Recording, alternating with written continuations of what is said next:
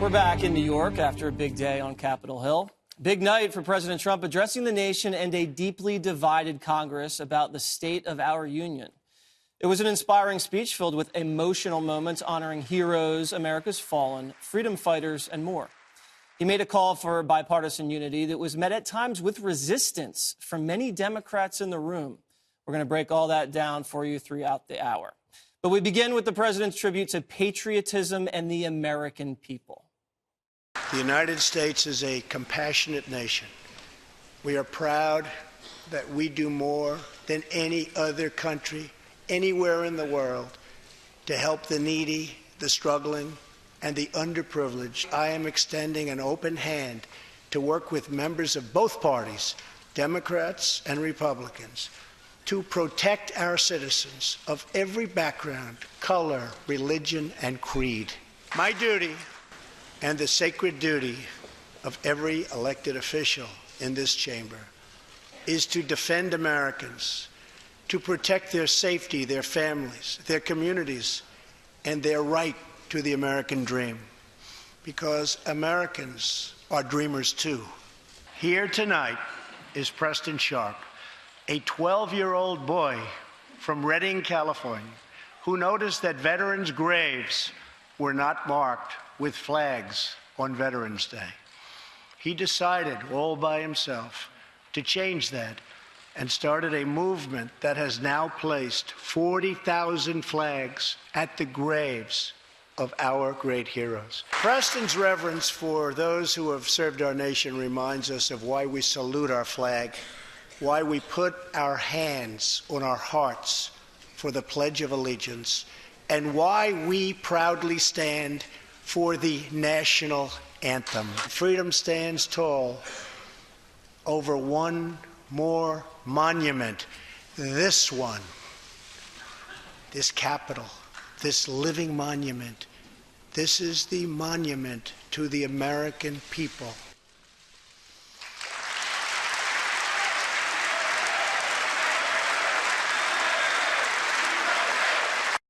All right, well, as much as it pains me to do this, I have to give you credit, Greg. He used the line that you've said on the 5 before, Americans are dreamers too. Yes. So we'd like to get your reaction to that first. I saw that. I was on the train, slightly tipsy, I might add, and I yelled, "That's mine! That's mine!" And then they escorted me out and placed me in a contact hold. But no, that was I was waiting for somebody to actually steal that line from me. But I mean, overall, I thought the speech wasn't.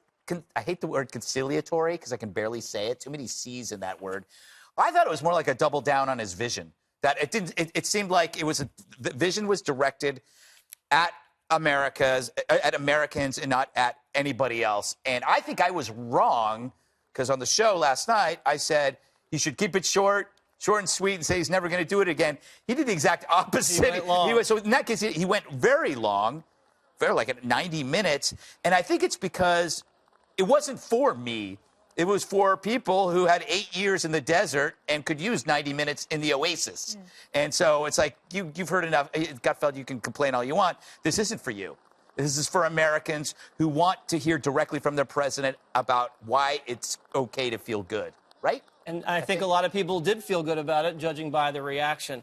Dana, what did you think? I liked how at the end he focused the speech on the people of this country. Yeah, well, he started this, like it was a nice sandwich. He started it being, this is not about me, it is about you, the American people, and he ends it that way.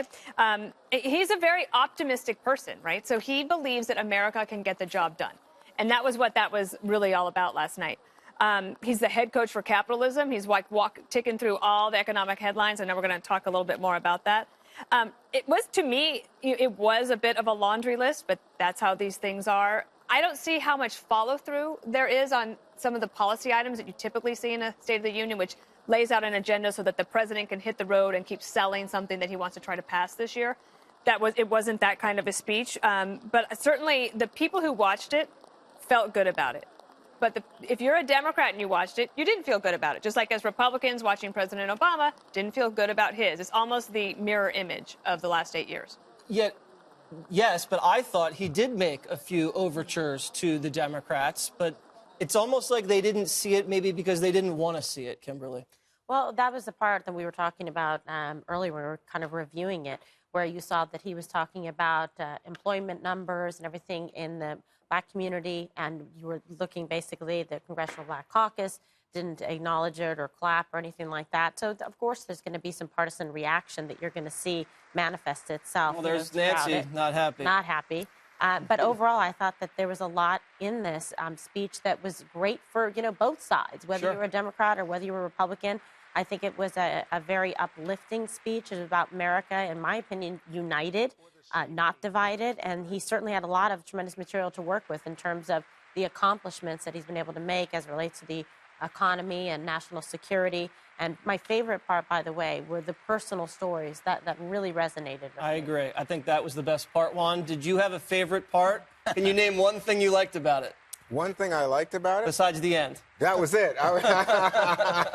It took a long time to get to the good part, which was the end. Yeah. No, I thought, you know what, I expected that it was going to be conciliatory, to quote Greg. I thought it was going to be that he was extending the olive branch, saying, you know what, it's time for unity in a divided country, and he just didn't do it. He just disappointed me. I always think, you know what, Donald Trump is going to become presidential at this moment. He's finally going to put on the jacket and act like the president, and he always, I'm like Charlie Brown on the football with this guy, because yesterday, what did he do? Instead of offering to unify the country, he doubles down on all of his talking points. It almost But the talking points are about unity. No, it wasn't. No, It they're was about as Americans. I mean, you're missing the point. No, even if it was about Americans, it would be about all Americans. Instead, what he's doing who did is he leave saying, out? well, let's take something like that was so dramatic, which is what he said about immigrants, right? And he has a family there, a black family whose children, I think 2 children, were killed by members of MS-13. And these people are crying, they're emotive. It was a little bit, oh boy, he had several people who were crying and upset. He used that quite strategically, as a dramatic reality show type of thing. No one's ever done that before. Right. Well, I don't know if it's appropriate, but I'll leave that to the audience to judge. It might be effective, Every president does it, but go ahead. Okay. But then you stop and you think, wait a minute, he's demonizing all illegal immigrants as if they're members of MS-13. See, I think you're conflating it, and the American people did not conflate it. You also said that he didn't offer an olive branch, Juan. Let's play some of that olive branch right now when he's talking about infrastructure. Go ahead. Infrastructure. America is a nation of builders. We built the Empire State Building in just 1 year.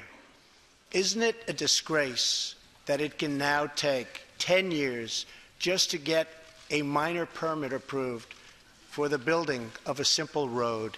I am asking both parties to come together to give us safe, fast, reliable, and modern infrastructure that our economy needs and our people deserve. So that's a major component of his 2018 agenda, Greg, and we believe the Democrats would get on board since they've been pushing for new infrastructure spending for the last 8 years. Yeah, that's why it's like, I think that Democrats have to give him something there if people like me aren't crazy about it. Like, I hear infrastructure, and I hear tons and tons and tons of spending that ends up not at infrastructure. It always goes somewhere else. So if I'm unhappy with it, at least the Democrats should be happy, because I feel like I'm losing something. And speaking of just the Democrats, can we just talk briefly about that Richie Cunningham hologram? Oh, you mean Joe Kennedy Jr.? Response to the State of the Union. Yeah. I mean, if you want to talk about leadership, compared to Trump, that was a student council president. Where was Potsy and Ralph Malph? And the guy had enough chapstick on his face to cover the entire Olympic bobsled team. I do want to get your quick reaction on a.k.a. Potsy, and then I want to play another quick soundbite of the president saying he wants to reopen Gitmo. So let's listen to the Gitmo first, and then you can take on Potsy. It's Richie. Terrorists who do things like place bombs in civilian hospitals are evil.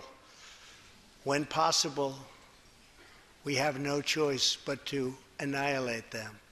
When necessary, we must be able to detain and question them. But we must be clear. Terrorists are not merely criminals. They are unlawful enemy combatants. That's significant. Well, I've always been for keeping Gitmo open and for the purpose of it, which was to hold enemy combatants and to be able to question them And there's been this constant tension of should you bring them to the United States where they would get all the due process afforded to people who are in the United States. And I think the answer to that should be no. Al-Baghdadi was a prisoner at Gitmo. He was released. Where did we catch him again?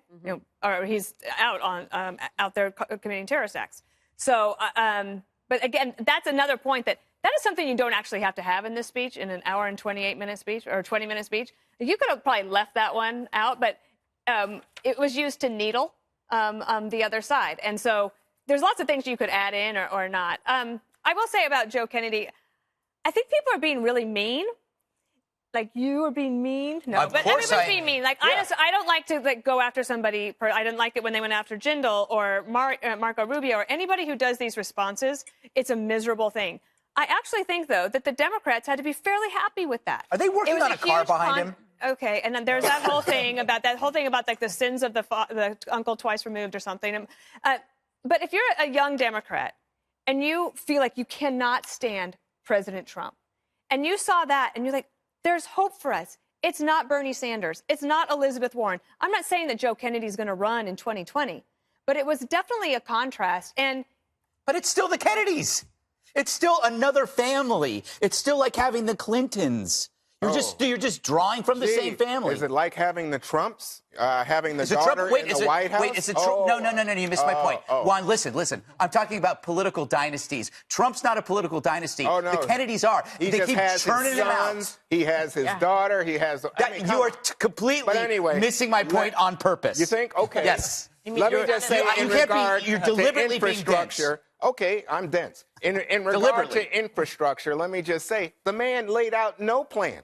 He didn't say, I'm going to find money here. I'm going to provide money here. He passed a tax That's why you should like it. That is, well, no. You're a Democrat. It's open for negotiations. I think that you should, if you're saying, let's work on this infrastructure, Democrats, you want to do it, let's get to it. Chuck Schumer had an op-ed in the Washington Post yesterday saying, this guy is talking about private fees, maybe even raising gas taxes. Americans aren't going to respond well to that. Rural communities are going to be left out. I agree with you. Where is Trump on that? And when it comes to something like this business about Americans are dreamers too, how can you not see that as somehow making it as if you are the equal of a child that was brought here without any volition on their part? We are. Brought here as a child and is seeking the opportunity to fulfill their American dream. So wait a second. They are more special than an American here. I'm a dreamer. Why can't I be a dreamer? You are a dreamer. I dream every day. I hope dream that someday you will see the light. Yeah, I'll see the light in your eyes. Right. Oh, yeah, it's kind of sexy. Cue the music. Well, but I'm just saying, this is more and more. This is how Trump distorts things, and then it gets heard by some people as, oh, well, it's so patriotic, so wonderful. In fact, what he's doing is putting down people and hurting even But the point of young that line people. was that it has a double meaning, and it was meant to do exactly what's happening at this table. No, it just exposes confirmation bias. You're hearing what you want to hear. How did you see it? That's what I meant. Yeah, no, I thought that, like I said, I thought that this was something that was incredible personal stories that all Americans can relate to, and it was more a message of unification. I didn't see in any way that he was trying to be divisive. He's saying that we can all grow and prosper together as a country, especially if we work cooperatively to achieve those ends. For example, like we've done with the economy. All right. And also, I think it's because we haven't heard that, it's strange to a lot of people. That's the tragedy, is that we think this is a weird idea that we're all Americans and that we're all dreamers. But that people think that's weird. That's sad. Oh, no, you never heard Morning in America. Yeah, that's been around. Guess what? This optimism has been around. The problem is Donald Trump is speaking in a way that keeps putting down people, and you don't hear it. No, I think you're reading minds. Okay. You're not hearing he's putting people down. He's lifting people up. Oh, all right, we're going to continue.